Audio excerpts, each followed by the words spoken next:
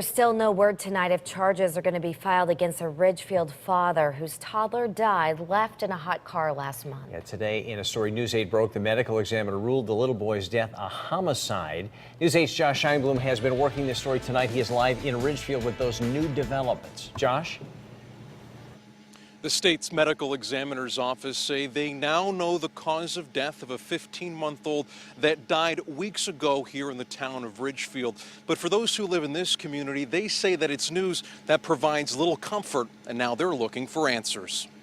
Well, obviously it was a horrible tragedy, and I felt very sorry for the family. I think the majority of people that live in town are very shocked by this. In the town of Ridgefield, emotions are still raw after people learned a month ago a toddler had died after being left in a hot car by his father.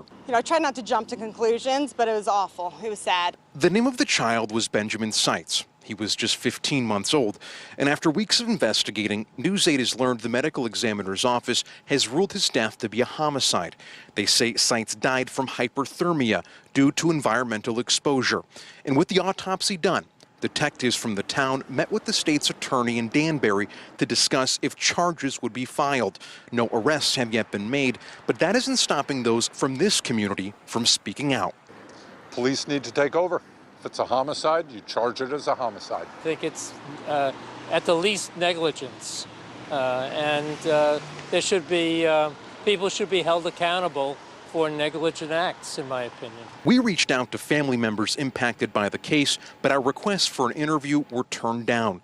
The mother of Benjamin, however, did tell the Associated Press 3 weeks after her son's passing that she forgives her husband. I guess you kind of have to be in that situation to understand it. I think it's easy for someone outside of the situation to look at it and say, how could you forgive your husband for doing that? The state's attorney's office tells us that the investigation into Benjamin's death is still ongoing. As for Benjamin's mother, we understand since his passing, she has set up a website about how to prevent this sort of accident from ever happening again. We've placed a link to that site on our website at WTNH.com. For now, we're live in Ridgefield. Josh Scheinblum, News 8.